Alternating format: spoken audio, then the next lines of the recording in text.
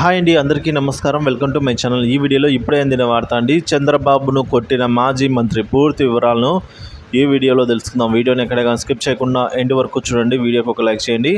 Friends, ఇక విషయానికి వచ్చినట్లయితే ఆంధ్రప్రదేశ్ సీఎం నారా చంద్రబాబు నాయుడు మాజీ మంత్రి పెద్దిరెడ్డి రామచంద్రారెడ్డి మధ్య వైరం ఉందని, కేవలం ఈ వైరం అనేది ఇప్పటి నుంచే కాదు, కాలేజీ రోజుల్లో చదువుకునే నాటిది అంటూ మాజీ సీఎం జగన్మోహన్ రెడ్డి నిన్నటి రోజున ప్రెస్ మీట్లో ఆసక్తికరమైన వ్యాఖ్యలు అయితే చేశారండి.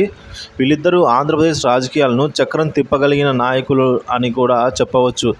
ఉమ్మడి చిత్తూరు జిల్లాలకే చెందిన వీరు ఒకరంటే ఒకరికి అస్సలు గిట్టడం లేదు. ఒకరు అధికారంలో ఉన్నప్పుడు మరొకరి పైన కక్ష సాధింపు వంటివి చేస్తూ ఉంటారు.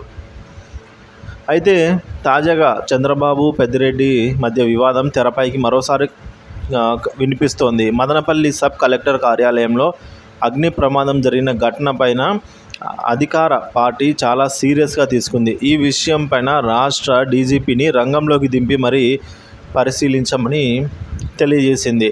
అయితే ఈ అగ్ని ప్రమాదం ప్రమాదవశాత్తు జరిగింది కాదని, కావాలనే చేశారని ప్రభుత్వం అనుమానిస్తున్నట్లు తెలియజేస్తోంది.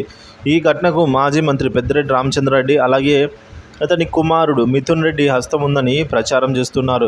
ఈ వ్యవహారంతో తాజాగా మాజీ సీఎం వైసీపీ అధినేత జగన్మోహన్ రెడ్డి స్పందిస్తూ, చంద్రబాబు నాయుడు మాజీ మంత్రి పెద్దిరెడ్డి కుటుంబంపైన కక్ష సాధింపు చేస్తున్నారని, ఇద్దరి మధ్య రాజకీయ వైర్యమే కాదు, గతంలో జరిగిన వ్యక్తిగత గొడవల వల్లే ఇలా చేస్తూ ఉంటారని తెలిపారు. చంద్రబాబు నాయుడు పెద్దిరెడ్డి ఇద్దరు ఒకే జిల్లాకు చెందిన వారే కాదు, ఒకే సమయంలో చదువుకున్నారని, అది కూడా ఎస్వి యూనివర్సిటీలో చదువుకునే రోజుల్లో ఇద్దరు కూడా స్టూడెంట్ లీడర్గా కొనసాగారు. ఆ సమయంలో ఇద్దరి మధ్య ఒక గొడవ జరిగిందట. ఆ సమయంలో చంద్రబాబును పెద్దిరెడ్డి కొట్టారట.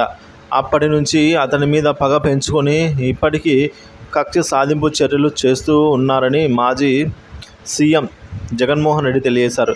ఎలాగైనా పెద్దిరెడ్డి కుటుంబాన్ని తొక్కేయాలని చంద్రబాబు ఆలోచిస్తూ ఉన్నారని, అందుకే ఎలాంటివి జరిగినా కూడా ఆయన టార్గెట్ చేస్తూ ఉంటారని అయితే జగన్ గారు తెలిపారండి.